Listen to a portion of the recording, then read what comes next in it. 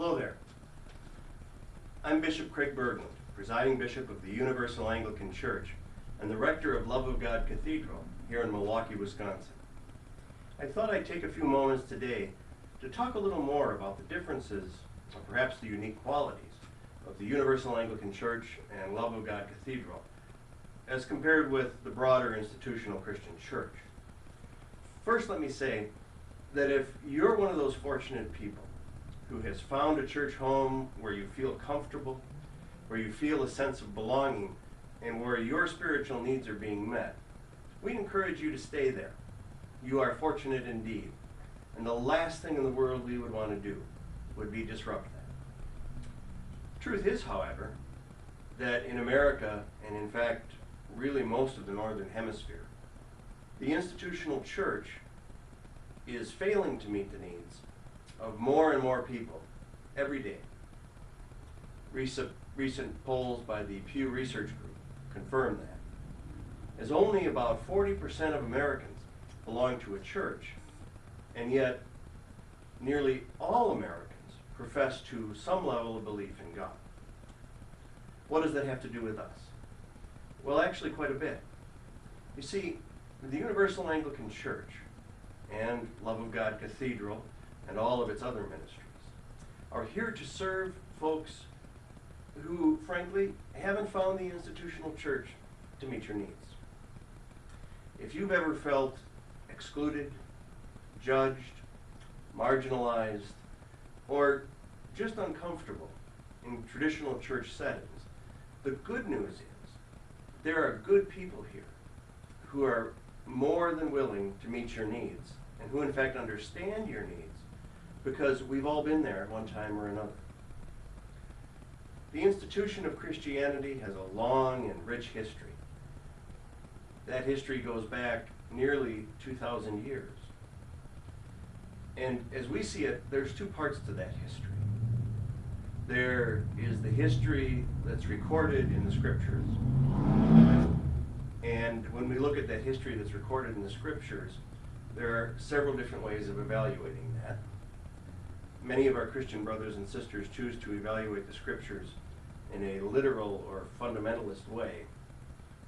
I say those two are equivalent because both fail to take into consideration the cultural setting in which the scriptures were written, and fail to view, or at least try to view, the intent of the authors. And rather, they tend to look at scripture as some sort of a newspaper account that was written 2,000 years ago, at a time when newspapers, as we understand them today, were certainly unknown. And at a time when recording history and recording even simple things that had happened was done in a way much different than our own. In the Universal Anglican Church, we are believers in historical critical biblical scholarship. We believe if we're going to understand the scriptures, we have to understand the folks that wrote them to the best of our ability, and to understand their cultural context, because each and every one of us views the world through the lenses, the tinted lenses, of our own culture, of our own time in history. Equally important, probably for most of Christianity, even those parts that would deny it, equally important as Scripture is the tradition that has evolved.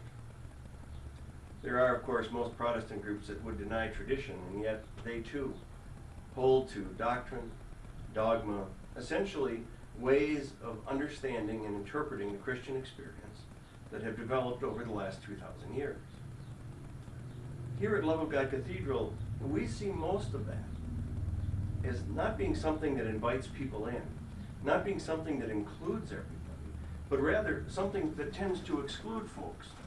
Because you see, once you start developing doctrine, the more extensively you develop it, the more agreeing with it becomes a requirement for church membership.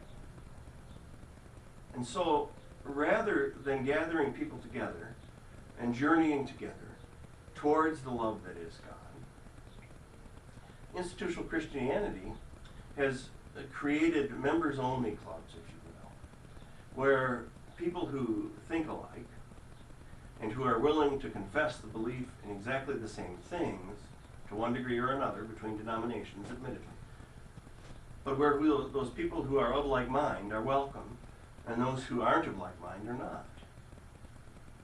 We think there's a big problem in that. Our understanding of Jesus Christ and of God indicate to us that, first of all, Jesus Christ never intended to start a new church. He saw himself as a reformer of Judaism. He saw himself as making necessary change to the worship and spiritual environment as he existed, or rather as it existed in his time.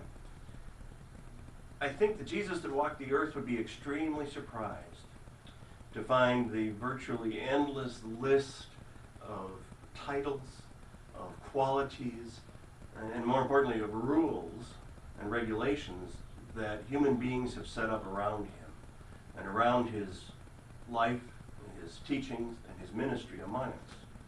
And I don't think his surprise would be pleasant. If we can talk frankly for just a moment. If you have found the church to be a place that stifles creative thought, that seeks to keep you in a box, that seeks more to educate you and keep you in line than to allow you to grow into the fullness of who God created you to be, then we'd like to talk to you. Because frankly, that's our experience too. What's important? Why go to church? Why be a member of community? Well, the first and most obvious reason is that human beings are social animals. We need other people. People say to me quite often, well, I'm spiritual but not religious. To that I say I agree 100%, because I define being religious with that institution and those rules. However, the notion that I can get all my needs met in separation from other human beings, that I can live my spiritual life in isolation, is quite honestly true only for a very small number of folks.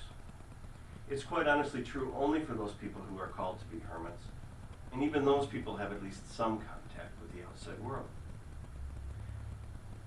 We need community. And we also need a place and a space to talk about our joys, our concerns, talk about our suffering, our successes, our pain, our pleasure, the loves of our lives, the losses of our lives. And spiritual communities, when they're healthy, serve that purpose too. And finally, I believe that all human beings have what has been described as a God-shaped hole within them. I'd like to modify that just a little bit and say that we all have a spirituality-shaped hole within us. We seem to have a spiritual side. We seem to need to explore that. And I think we need that for a lot of reasons. And I think it's certainly true that we need it more and more the older we get.